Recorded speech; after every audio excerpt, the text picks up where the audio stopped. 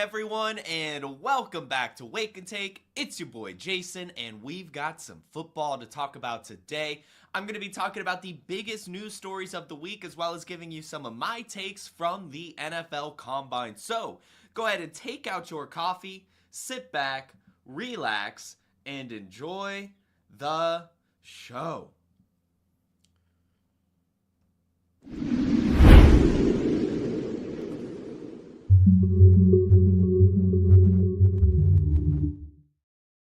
Good morning to everyone here on the chat, and if you're listening to the podcast as well, thank you for listening. Again, guys, you can find the Wake and Take podcast via the link in the description. You can also buy the awesome Wake and Take mug and a bunch of other stuff in there, so check out the description. Find some great links for more Player Profiler awesome shows. Guys, been a long week for me. Sorry, but we're here. I'm ready to give my takes from the Combine. I'm ready to talk about some of these awesome news stories, so let's go ahead and get right on into it. We're going to start with the one that we all kind of expected, as we talked about last week, and that is Matthew Stafford returning to the Los Angeles Rams. They have agreed on a restructured deal that will be announced after the new league year starts on March 12th. But this was a move that we should have expected anyway. I know that there were some rumors about Matthew Stafford going somewhere else, but to me, it never really made sense about him leaving the Rams or the Rams sending Matthew Stafford away. I talked myself maybe into a world where him and Cooper Kupp were sent away for like a king's ransom type thing for a team really wanting the Super Bowl, but that was always going to be a long shot. The Rams didn't really have a contingency plan beyond Matthew Stafford, and so sending him away just didn't make a lot of sense for the organization, and I don't think a team would have paid up enough for them to take that risk. It's also really good for Matthew Stafford, right? He's had some great seasons there, and will probably be able to ride out of the sunset in Los Angeles. Can't really get much better than that. Unfortunately, though, for his teammate, Cooper Kupp, Les Snead, the GM, has come out and said that it is the least likely scenario that Cooper Kupp is back on the team next season. That does suck. We do know that Cooper Kupp has kind of lost a step, and we do know that the Rams would like to recoup some value from Cooper Kupp. However, I would, push back a little bit if I'm him and just let Cooper Kupp also ride out into the sunset. Now, will that happen? It's looking like no. It looks like he will be on a new team. But as we'll talk about, we had a couple wide receivers traded over the last week or so, and neither of them got much value. And Cooper Kupp is not going to get more value than Deebo Samuel or Christian Kirk did. So I'm curious to see what they even expect to get from Cooper Kupp, what team would even try to get him. But it does appear that the Rams really are trying to get him off the books and start to move on from a Cooper Kupp team to a post-Cooper Kupp team led by Puka Nacua, maybe some Jordan Whittington, and whoever else they probably try to bring in. I think that the Rams are on the right path. I do think that these are some good moves from them, bringing back Matthew Stafford. I would like to see them keep Cooper Kupp, but obviously there's a reason they want to get rid of him, so I'll give them the benefit of the doubt. They've run this team very, very well over the last few seasons. They got their Super Bowl. They've got some playoff victories. They just kind of have to reset a little bit, and I think this year's draft would give them that opportunity. As I talked about last week, I think someone like a Quinn Ewers or just one of these quarterbacks who doesn't really seem starter ready could be a good landing spot. The Rams could be a good landing spot for those quarterbacks. I think that Sean McVay and Matthew Stafford would be great mentors and people to help develop these quarterbacks in this class that maybe aren't, first round truly, but maybe you could talk yourself into them having a first round skill set on a team like the Rams. So congratulations to the Rams for bringing back Matthew Stafford. Still learning and seeing more about this Cooper Kupp situation. It looks like if you're going to take Les Snead's word for it, which we probably should, it looks like he's probably not going to be on the team next year. And I mean, it's seeming that NFL teams are willing to just basically accept peanuts for their star wide receivers. As such, Deebo Samuel traded to the Washington Commanders for only a 5th round pick. The 49ers are only getting a 5th round pick for Deebo Samuel. I know that he hasn't looked as great the last couple seasons, but still, I believe he's one of the better players in the NFL. He's so much fun to watch. I know he has the injury concerns. I know he's a bit more of a gadget player in some degree. But still, over the last few years, he's had nearly 3,000 yards. He's had double-digit touchdowns.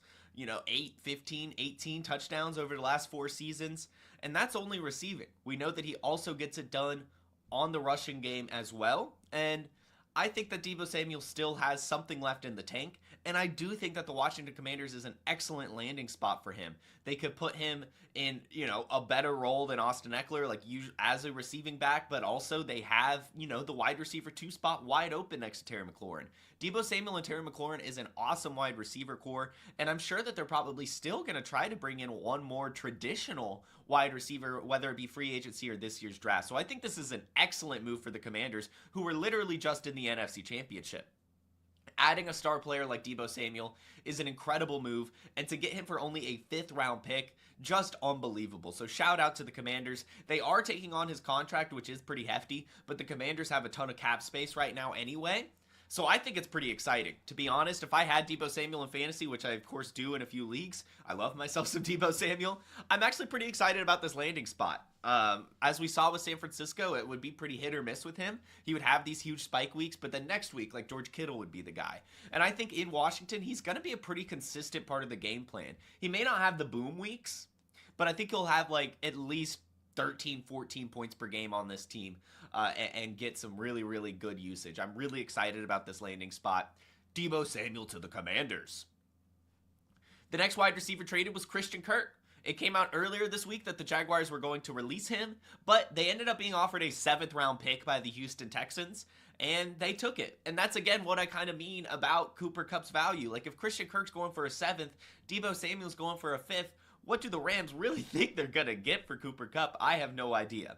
But this is actually a 2026 7th round pick, so it isn't even this year. This is basically nothing. The Texans, though, will be taking on Christian Kirk's contract, which I think is, of course, what the Jaguars wanted the most.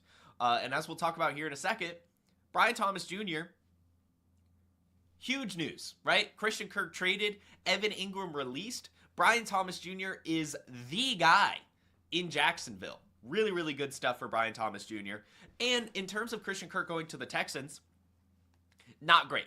I won't lie. It's not like they're spending that much capital on him, so I don't think that they're going to be too like, oh, we have to get Christian Kirk the ball. They have Nico Collins. They have Tank Dell, which is, of course, the big question mark if he can even stay healthy and get back to the game. But then Stephon Diggs, right? Still technically a free agent, but this is a player that I think the Texans will work to re-sign as well. So we're talking about not a lot of volume for Christian Kirk, and that's kind of what he needs to succeed. Last year, only 380 receiving yards. Yeah, that was only in 8 games, but still, he's kind of been on a downward trajectory, especially due to the injuries over the last few seasons. And I mean, his 1,000-yard year came in a season where he had 133 targets. That's not happening again, especially in Houston. So I'm not too excited about him for fantasy purposes, but it is good depth piece for the Houston Texans. And as I hinted at, Evan Engram was released. He would be going into his 31-year-old season, and last year in his 9 games only amassed 365 yards and 1 touchdown. Now, the Jaguars were a little bit cursed last year because the year before he had 963 yards, 114 receptions, 4 touchdowns, and was a top 5 tight end in the league. This year, down trajectory. Trevor Lawrence, had his injury issues. The offense as a whole was kind of sputtering out.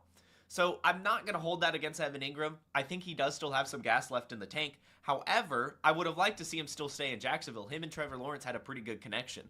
And I think the big news here, of course, is Brenton Strange. Brenton Strange, of course, he played the whole season, but still had more receiving yards and touchdowns than Evan Engram last season, and had some of those spike weeks as the tight end 2 and tight end 1 when Evan Engram was out. So amazing news for Brenton Strange. Not great news for Evan Engram. I am excited to see where he goes. If he can end up on a team like the Chargers, I can be excited again. 30.5, it's not too bad for a tight end. He'll be able to land on his feet, I'm sure. This is mostly, though, just good news for Brenton Strange. And I would say at the end of the day, yes, probably bad news for Evan Engram. I don't think he's really going to end up in a spot where he's getting the volume that he was in Jacksonville, unless it really is like the Chargers, right? And which would be an incredible, incredible landing spot for Evan Engram. I think him and Jim Harbaugh and Justin Herbert would get along well, but that's what we'll have to find out. What happens with Evan Engram? Released from the Jaguars. Brenton Strange gets a huge boost. Brian Thomas Jr. gets a huge boost as well. Another player released is Tyler Lockett, 32 years old. Also a downward trajectory in terms of his performance, gone from 1,000 yards to 900 and now 600 yards last year. And Just not a huge part of the Seattle Seahawks offense anymore, especially with new offensive coordinator coming in. There's no point for Tyler Lockett really to be there anymore. It does suck always when we see like franchise great players leave the team. I would have loved them to just let Tyler Lockett ride out his career on the squad, but they have to move on from him for cap space purposes and for just team growth purposes in general. They're ready to throw Jackson Smith-Njigba into that alpha role, which is incredible news for JSN Dynasty managers, especially since the next part of this update is the fact that DK Metcalf also requested a trade. So now we're talking about a potential only wide receiver in Seattle, Jackson Smith-Njigba, with DK Metcalf requesting a trade and Tyler Lockett released. Tyler Lockett, I don't really think is going to end up landing on his feet very well. I mean, I'm sure he'll end up on a good competitive team, but I don't really think we'll be seeing him much in fantasy anymore. DK Metcalf's trade, we'll see. You know, we see a lot that players request trades and then don't end up getting traded. I have seen that the Seahawks are looking for at least a first-round pick for DK Metcalf, and I'm not sure if a team is willing to pay that right now, especially with the way that you can kind of get wide receivers for fairly cheap in terms of trades right now. And DK Metcalf would probably want a hefty contract as well. So DK Metcalf requesting a trade, I'm not getting too into the weeds on that. We'll see what happens. Would be huge for JSN, but I honestly think even Tyler Lockett's release is huge news for JSN in and of itself. That's going to be a lot more volume going his way. 74 targets, 49 receptions for Lockett last year. Those are probably all going to JSN, if we're being honest here. And that's exciting news for him. I'm very curious to see where Tyler Lockett goes, but I don't think we're really going to be using him in fantasy like we kind of weren't last year. It was really hard to want to put him in your lineup. And the last bit of news before we get my combine takes, Saquon Barkley. Saquon Barkley has signed a historic contract extension, becoming the highest paid running back in the league. 2 years, $41.2 million with $36 million guaranteed. He's making over $20 million per year and even has the ability to earn an additional $15 million in incentives this season. That's an incredible contract for a running back and a well-deserved contract for Saquon Barkley. So I really just want to play the applause sound effect. It is tough out there for the running backs in the NFL, but Saquon Barkley has reset the market, shown how important running backs are for teams and offenses in general. Over 2,000 rushing yards last year, carried them in the playoffs, looked amazing all year. Well-deserved for Saquon Barkley. Love to see it. Now, before we get to the combine, I just want to let you guys know a little bit about Fast Draft. Rookie. It's all about rookie talk in fantasy football right now. So why not go use all that knowledge to do something other than a mock draft? Chris Jimino won $8,000 with just 2 teams last year, and each draft took 5 minutes. That's pretty good ROI. You can start doing rookie drafts for money today on Fast Draft. The Origins tournament is live. It is the place to go and monetize your knowledge of rookies and use your favorite Player Profiler host promo code for a $25 deposit match. Now let's go start drafting faster. Start drafting faster at Fast Draft. You can use promo code JASON for a $25 deposit match. As Matt mentioned, we were talking about that rookies only tournament Origins. Why? Because we've got the combine. It's done now. It is rookie season, rookie fever season, and you really can take a chance on some of these guys in Fast Draft. Show yo chops as it pertains to rookies before the NFL draft even happens. Now, I do always find it difficult to talk about rookies before we have the landing spot, but I do have some takes about the combine. I know that there's a lot of winners and losers out there, and I've got a few, but what catches my eye are the things I'm about to talk about. You know, I obviously love an all-around performance, but I think that I'm taking in a little bit more context clues and stuff from the Senior Bowl as well that I wanted to throw in with my takes about the combine. But yes, combine winners and losers, combine takes. We're going to start with my favorite story from the combine. Isaiah Bond, during the interview process of the week, during the whole press availability, talked about how he's going to run a 4.1x, break the record for the fastest 40, said he's been clocked in the 4.2s, ready to crush it at the NFL Combine, then runs a 4.39. Now, 4.39 40 is still in the 94th percentile, still fast as hell. But how are you going to hype yourself up to break the record and really not even come close? Literally didn't even come close. Has a good weight, has a good height, 5'11", 180, we'll take that. Was good in the 10-yard split, 1.51. That was second best even. But we all got so excited. And then he ran a 4.39. His teammate, Matthew Golden, ran a 4.29. That was the fastest 40 among the wide receivers. Had the fastest 10-yard split as well. So how are you going to hype yourself up and then let your college teammate beat you? Crazy stuff. And Matthew Golden has better weight as well. They're both 5'11", but 190. So if we're going to get excited about a speedy wide receiver from Texas, we're getting excited about Matthew Golden, ladies and gentlemen. That's where I'm at least. I know it's just a combine. I know Isaiah Bond was, the prospect that we were more excited about heading into the combine. But coming out, Matthew Golden looks more athletic, looks more the part when he's taking his weight as well. So Matthew Golden, a big winner. Isaiah Bond, I'm not going to put him in as a loser, but definitely lost some steam. Hyped himself up, only to fall incredibly short and run 0.2 seconds slower than he thought he would. Another wide receiver that caught my eye, I haven't seen many people talking about this, Jalen Royals. Jalen Royals, guys. I talked about him being one of the big winners from the Senior Bowl. I thought he looked fantastic. He was less than 100% as well, as he talked about recovering from his injury. Said he was only about 80% at the Senior Bowl, but he still looked quick, still demonstrated some strength, and looked the part as well. And he kind of followed all that up at the Combine. He weighed in at 205 pounds, which is awesome. He measured in at 6 feet tall, and he ran a 4.42, which puts him above the 90th percentile in athleticism, right? Really good college stats, really good combine, looked good at the Senior Bowl as well. I think Jalen Royals is a really, really sneaky wide receiver this year. And another Jalen Knoll, the best wide receiver at the Senior Bowl, crushed it at the Combine. You don't normally see 5'10" wide receivers do what he did. But at 5'10", at 194 pounds, he had the highest vertical. He had the most bench press reps as well, so he's strong. He can jump. And he's fast, running that 4.39. All of his athleticism scores on Player Profiler came in above the 70th percentile, but his 40-yard dash, his burst, all of that above the 90th percentile.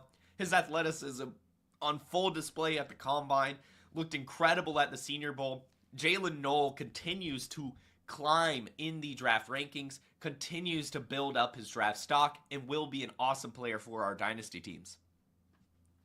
Ty Felton. Ty Felton's another wide receiver that was at the Senior Bowl. He was okay. I won't lie. He showed some flashes, but still left some to be desired. But after the Combine, looked pretty good. You get the 6'1", you love the height. 183 pounds, so you don't hate it. You don't love it, but you don't hate it. And then ran that 4.37. That's pretty damn quick. Depending on where he lands, he's someone that I could see being a sneaky pick as well. Brashard Smith, guys. This was the best running back at the Senior Bowl. Then came out at the Combine, measured in perfectly, 5'10", 194 pounds, and then ran the 4.39. He was awesome. Crushed it at the Combine.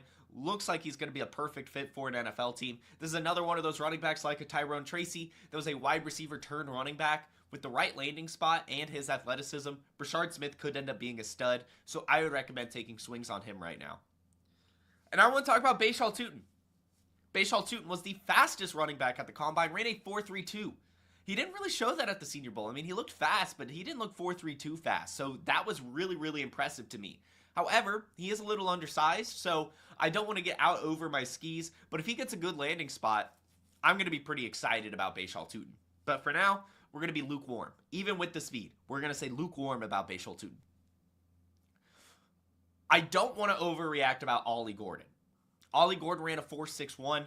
People are losing some hype about him. I don't really care. That's not necessarily his game quickness. He still had really good measurables and still looked amazing at the Senior Bowl, still had really good college stats. So this is a case of not overreacting to the Combine to me. I think that Ollie Gordon is going to be fine. 4.61 isn't horrible. We've seen 4.6 running backs do okay in the league.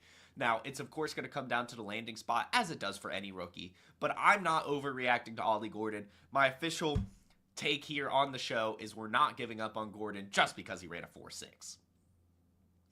Donovan Edwards, Michigan man. 5'11", 205 pounds, 4'4", 440, so above the 90th percentile in speed, and led all running backs in bench press reps with 23. So he's quicker than we thought he'd be, and strong like we knew. And so Donovan Edwards, this is a guy that was super hyped before last college season, did not have a good year, but was, a player that we thought would get drafted very, very high in the NFL draft heading into last season. Lost a lot of steam, but looked good at the Senior Bowl. Looked good at the Combine. I'm very curious to see what his draft stock ends up being. He may end up being a sneaky player. I see him go a lot later in these rookie drafts right now than he should, in my opinion. So Donovan Edwards, to me, is someone I'm excited about. And as we get to the tight end position, Harold Fanden disappointed. He disappointed at the Senior Bowl, disappointed at the Combine. Not a single athleticism score on Player Profiler above the 80th percentile. Everything is 76th percentile or below. He, of course, doesn't really have the size either. He's only 6'3". 6'3" tight ends struggle in the league, and he's only 240 pounds, which is light for tight ends as well. With a 4'7", it's hard to get too excited about him, even with his college stats. Now, of course, he could still end up a good landing spot and everything, but I think Harold Fanden is going to be a definition of a tight end that's going to take some time to grow. I don't think that he's going to immediately succeed as a rookie like we've seen from the last few seasons. However, Terrence Ferguson, who looked pretty good at the Senior Bowl, I would just say pretty good, looked amazing at the Combine, 6'5", 247 pounds, and everything in the athleticism scores 85th percentile or above, 4'6", 340, really, really good burst score, good catch radius because of his size, and strong as well, only 22 years old. Terrence Ferguson is going to be a tight end I'm keeping my eye on after his Combine performance. And those are kind of the guys that caught my eye this week as you look through the results and see everything that I know, at least, compared to Senior Bowl, compared to college stats. That's what stood out to me. Let me know what you think in the chat. Let me know what you think in the comments. Everyone, thank you so much for tuning in. I hope you all have a fantastic Friday. I hope you all have an amazing weekend, and I'll see you next time. Peace.